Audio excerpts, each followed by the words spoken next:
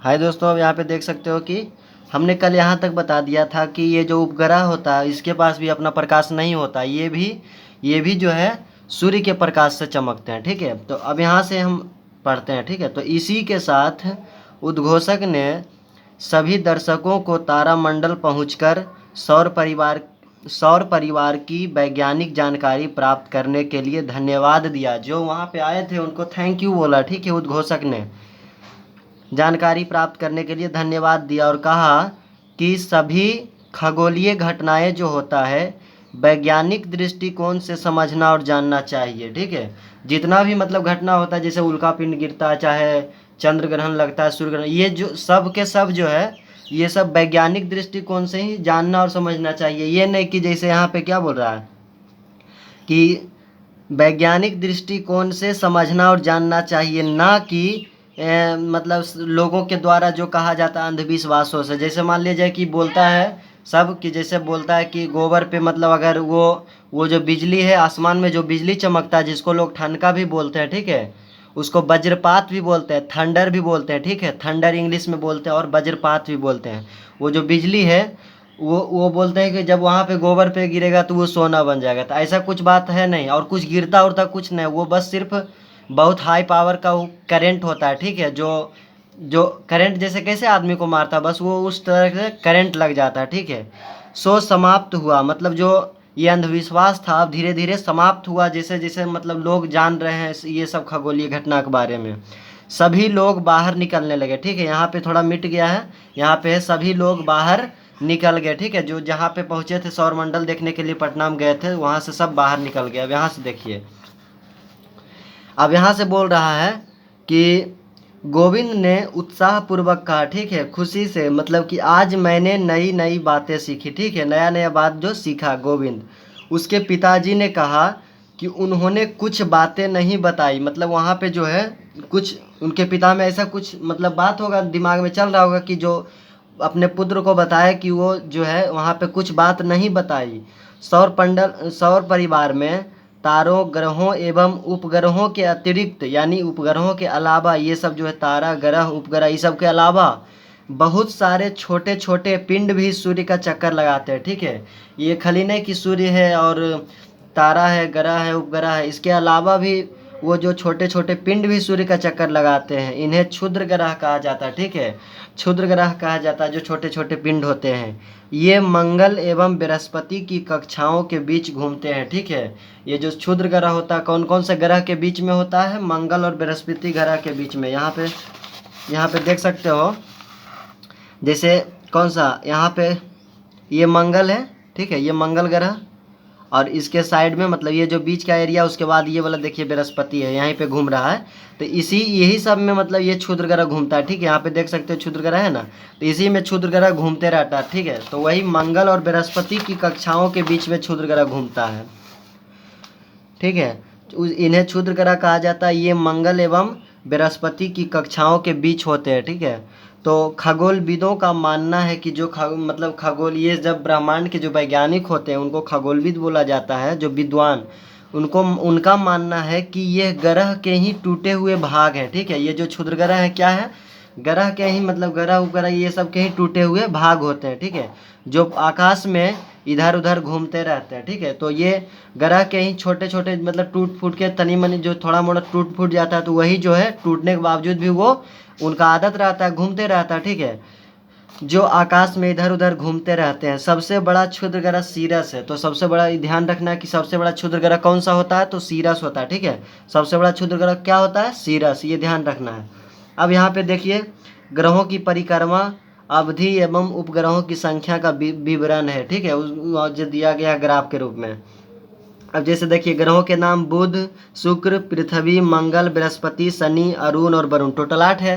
ठीक है, तो बुध जो है वो घूर्णन जो है, मतलब कि जैसे अपने अक्ष पर कितना टाइम में घूम लेता है? तो 58 दिन 6 घंटा में। ठीक है, 58.6 दिन में, यानी कह सकते हैं 58 दिन 6 घंटा में ये घूर्णन कर लेता है। ठीक है, अपने अक्ष पर। और परिभ्रमण कितना, जैसे मान लीजिए जैसे यहाँ पे ऐसे ऐसे घूम भी रहा है, जैसे ये है ऐसे ऐसे हल्का हल्का घूम भी रहा है और धीरे धीरे ये ऐसे ऐसे भी घूमेगा। तो जो अपने अक्ष पर भी थोड़ा थोड़ा घूमता है उसको घूर्णन बोलते हैं, ठीक है।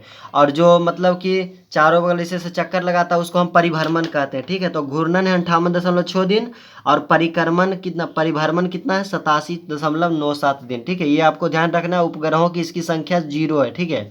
ये सब जो है ये परिभ्रमण में सूर्य के चक्कर लगाता है, घूर्णन में अपने अक्ष पर भी थोड़ा थोड़ा घूमते रहता है। दूसरा में शुक्र है 243 दिन में घूर्णन कर लेता है और 224 दिन में परिभ्रमण कर लेता है, इसका भी उपग्रह नहीं है, ठीक है। तीसरा में है पृथ्वी, ये 23.9 घंटा यानी कि लगभग 24 घंटा में ये दिन और रात क्यों होता है कि 24 घंटा में एक बार घूर्णन कर लेता है, इस वजह से दिन और रात होता है। तो वो घूर्णन यानी कि यहाँ पे बुध और शुक्र पे दिन होगा, दिन और रात होगा 243 दिन में शुक्र पे, और बुध पे 58 दिन में। उसी तरीके से पृथ्वी पे 24 घंटा में दिन और रात हो जाता है। एक साल 365.3 इस तरह से कुर करके दिन होता है, एक साल में 365 दिन होता है ना, उसी तरीका से। और इसका उपग्रह एक है मात्र, एक कौन है, चंद्रमा, ठीक है। चंद्रमा को भी जीवाश्म ग्रह कहा जाता है। जीवाश्म ग्रह किसको बोला जाता है, चंद्रमा को, ठीक है। उपग्रह है लेकिन फिर भी इसको जीवाश्म ग्रह बोला जाता है। अब है मंगल, मंगल भी 24.6 घंटा में मतलब घूर्णन कर लेता है, 687 दिन में वो परिभ्रमण कर लेता है। और इसका 2 उपग्रह है, डिमोस और फोबोस। कौन है, एक D for Deimos, F for Phobos, ठीक है। डिमोस और फोबोस मंगल का 2 उपग्रह है। पाँचवा में बृहस्पति है, 9.9 घंटा में सबसे तेजी में घूर्णन कर लेता है, ठीक है। सबसे तेजी में घूर्णन कौन कर लेता है, ये बृहस्पति, ठीक है।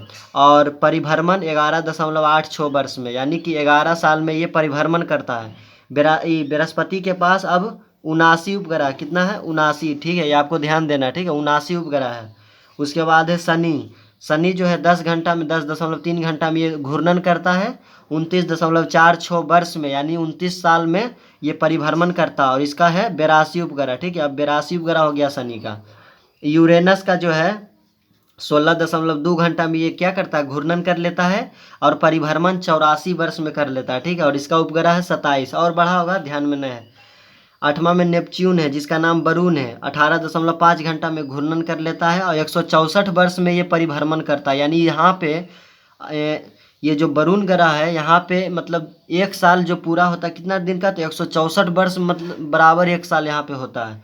और इसका पास कितना उपग्रह, 13 उपग्रह, ये ध्यान रखना है। अब यहाँ पे देखो नोट में दिया हुआ है कि हाल के अनुसंधान एवं खोजों के उपरांत प्लूटो को ग्रहों की श्रेणी से निकाल दिया गया है, ठीक है। ये जो हाल ही के अनुसंधान एवं खोजों के उपरांत जो है ग्रहों की श्रेणी से निकाल दिया गया प्लूटो को, ठीक है।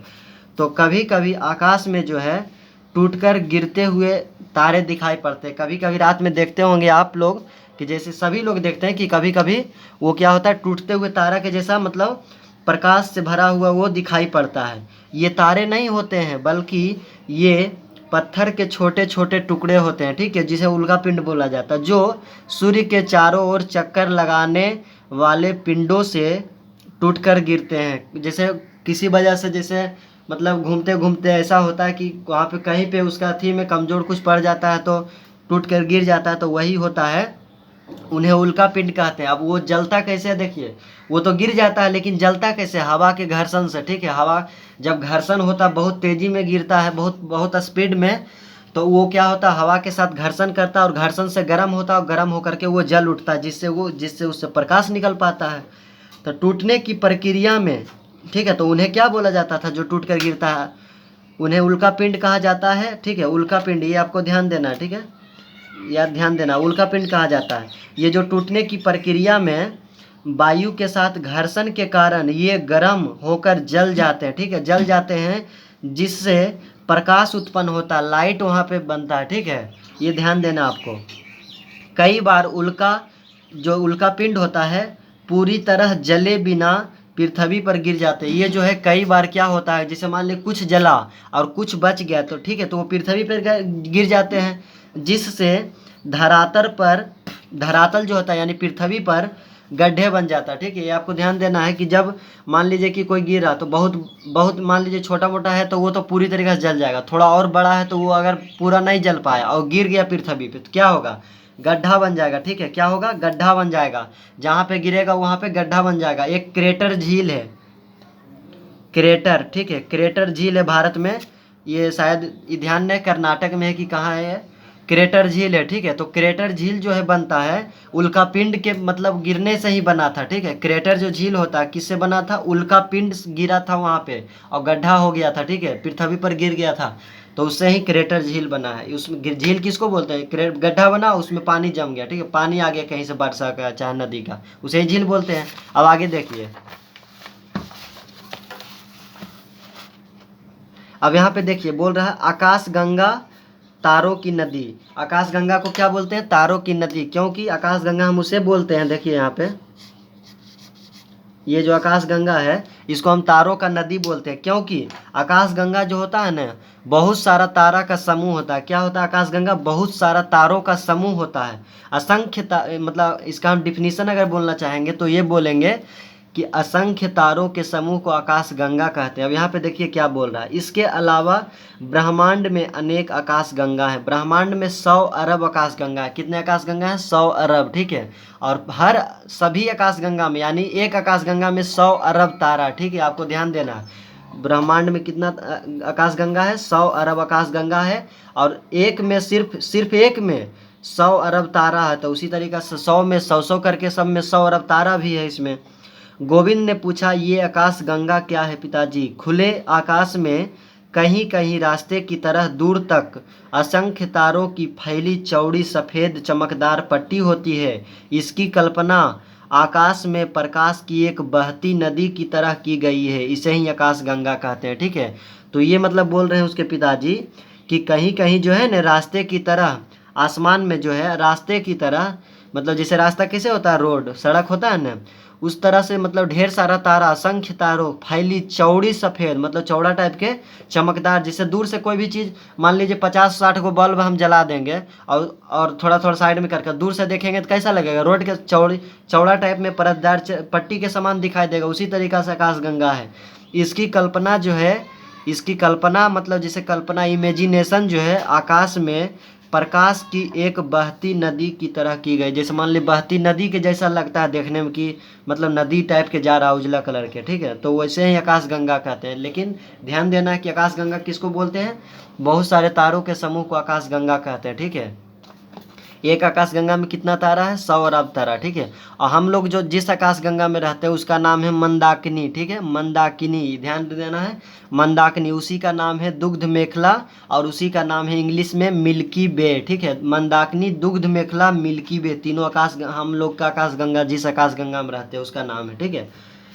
अब यहाँ पे देखिए सप्तर्षि, ठीक है। सप्तर्षि, सप्तर्षि में होता है 7 तारों का समूह, ठीक है, तारों का समूह होता है सप्तर्षि, ठीक है। सप्तर्षि यानी 7 तारों का समूह। गोविंद, जब रात में तुम देखोगे तो उत्तर दिशा में 7 तारों का एक समूह नजर आएगा, ठीक है। उत्तर दिशा में क्या नजर आएगा? 7 तारों वाला एक समूह, ठीक है, 7 तारों का वहाँ पे समूह होगा, ठीक है, जिसे सप्तर्षि के नाम से जाना जाता है। भारतीय विद्वानों ने इसका नामकरण ऋषियों के नाम पर कर दिया, जो इस प्रकार, यानी जो 7 गो तारा था ना उसका जो नाम मतलब दे दिया भारत के वैज्ञानिक ने, किसी ऋषियों के नाम पे उनका नाम, 7 का अलग अलग नाम दे दिया, ठीक है। जो कि क्या क्या है देखिए, ऋतु, पुलह, पुलस्त्य, अत्रि, वशिष्ठ, अंगीरा एवं मरीचि। ये जो 7 है वो उस तारों का नाम है, ठीक है। सप्तर्षि में एक एक मतलब 7 गो जो उसी का नाम है। यूनानी ग्रंथों में इसे alpha, beta, gamma, delta, epsilon, एटा एवं जेटा कहा जाता है। ये जो 7 तारों है इसको यूनानी में, यूनान एक देश है, ठीक है, वहाँ उसके ग्रंथ में ये बोला जाता है उसको अल्फा, बीटा, गामा, डेल्टा, ये सब जो 7 तारा उसका नाम ये है। ऋतु एवं पुलह को मिलाने वाली रेखा उत्तर दिशा का सूचक है। जो ऋतु और पुलह को मिलाने वाली जो रेखा होता है वो उत्तर दिशा का सूचक होता है, ठीक है। ऋतु और पुलह को जो मिलाने वाली रेखा है तो उसको हम वो क्या किस दिशा का सूचित करता है? उत्तर दिशा का, ठीक है। तो आज यही तक बताएंगे, उसके बाद हम कल आगे बताएंगे, ठीक है। अब यहाँ पे देखिए एक तारा है यहाँ पे है, ठीक है, देख सकते हो 2 तारा उजला कलर का दिख रहा होगा, वहाँ पे हम क्लिक कर रहे हैं, 3 4 5 6 7। देखिए अब यहाँ पे आपको बढ़िया से क्लियर दिख रहा होगा। अब यहाँ पे देखिए 1 2 3 4 5 6 7 इस तरह से है, इसी को बोलते हैं सप्तर्षि। एक दो सप्तर्षि, एक बड़ा वाला एक छोटा वाला। जो बड़ा वाला होता है उसको हम बोलते हैं बृहद सप्तऋषि, और एक छोटा वाला उसको हम बोलते हैं लघु। अब ये देखिए ये छोटा वाला और ये बड़ा वाला है। देखिए 1 2 3 4 5 6 और 7। देखिए ये बड़ा वाला बड़ा भी लग रहा है, ये छोटा वाला थी। ये बृहद हो गया सप्तऋषि और ये लघु सप्तऋषि। तो ठीक है दोस्तों, तो अगर आप लोगों अब यहाँ से अब बताएंगे कल से, ठीक है। तो आप लोगों को अगर वीडियो अच्छा लगता है तो चैनल को लाइक सब्सक्राइब और शेयर जरूर करें, और ठीक है, और डेली जुड़ने का प्रयास करें, क्योंकि अब कंटिन्यू क्लासेस चलेगा दिस संस्कार थे दिस चैनल पे, यानी कि नॉलेज संग्रह पे। ठीक है, जय हिंद।